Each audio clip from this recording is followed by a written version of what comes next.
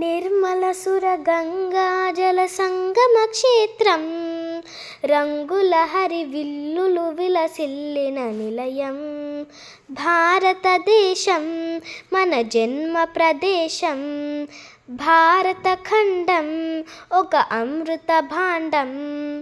ఉత్తరాన ఉన్నతమై హిమగిరి శిఖరం, దక్షిణాన నెలకొన్నది హిందూ సముద్రం.